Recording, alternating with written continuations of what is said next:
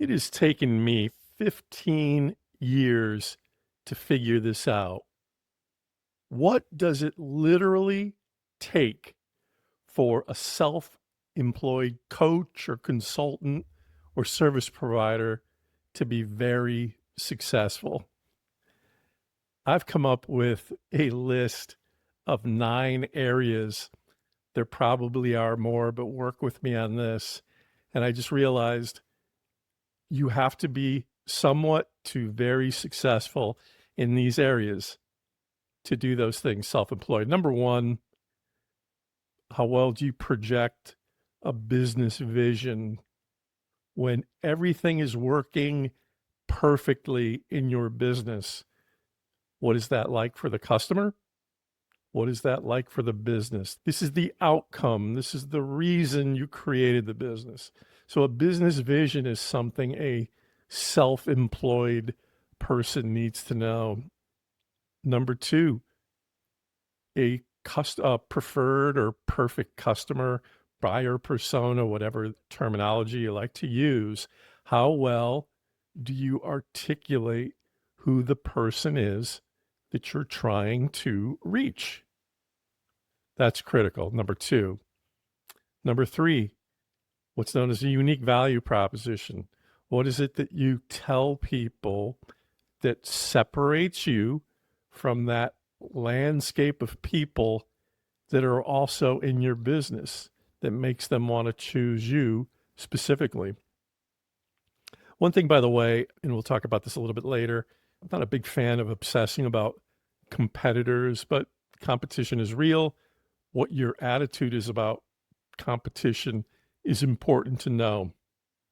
Number four, a system to generate leads. The lifeblood of the business. You can do that in a variety of ways. How well a self-employed person does in evaluating each one of those ways is highly up for debate. Number five, a strong presentation. And what I mean by that is it's the story you tell. It starts on your website. It may be something you say when you have a chance to speak about your business. It may be what you include in your email marketing or your social media posts. I call it the presentation, where it's part of a story that helps your customer, which we referenced earlier, understand what it is that you do, who you serve, how you can help people. Sixth, an ability to close business.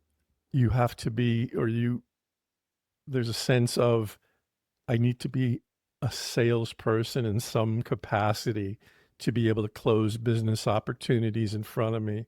How good are you at that? Even if it's an area that you struggle with a little bit. Number seven, profitable pricing.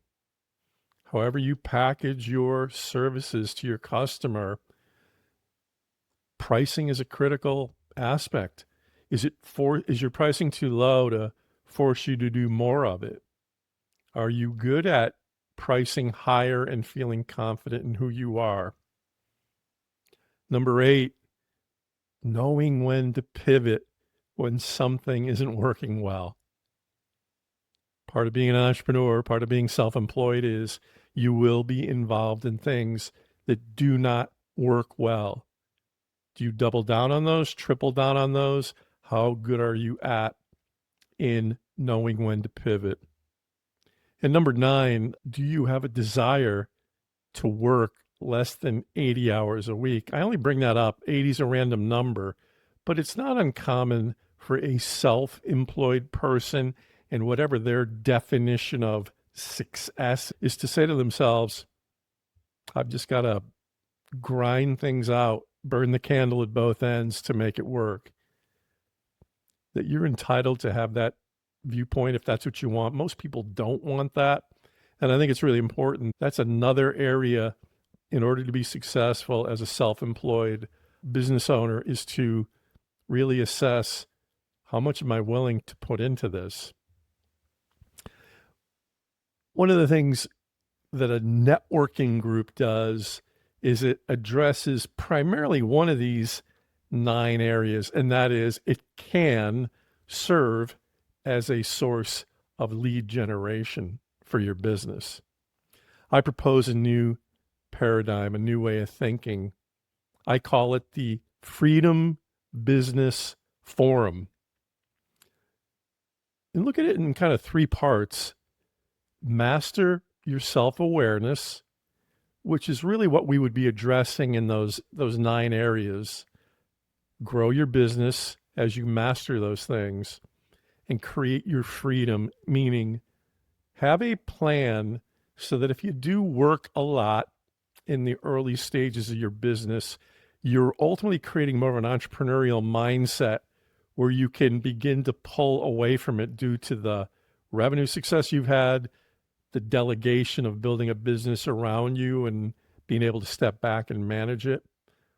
This is really about efficiency, but also looking at the key areas that go into how do self-employed people, how are they successful? I've tortured myself on this for many years, and it's really taken me some time to just boil down what does it take to be successful?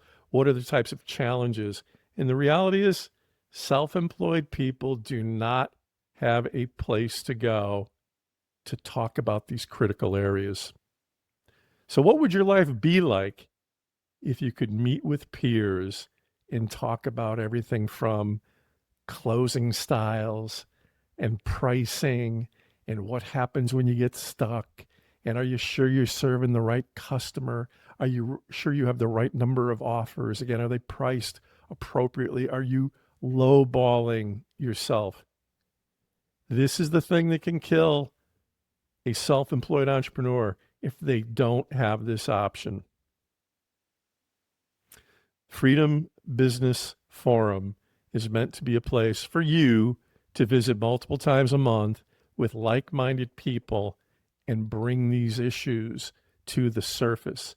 This is what's going to lead toward scaling your business, maintaining your sanity, and just getting great positive feedback that goes way beyond lead generation. So again, I don't want to denigrate lead generation, but lead generation is just a tiny percentage of what you're going to do as a self-employed entrepreneur. And I don't want you running all over the place trying to generate leads in a lot of places when you really need to be self-aware in these other particular areas. Simply go to michaeljlynch.com. That's my website. That's where I will talk a little bit about the Freedom Business Forum. And right at the top of the page, you click the button, you book a time to speak with me. Before we even speak, I'm going to send you a little outline, a little assessment of what our conversation is going to be like. So if this is for you, this will just accelerate the path for you. This really is about taking you from self-employed to freedom, the fastest path possible. I look forward to speaking with you. Be well.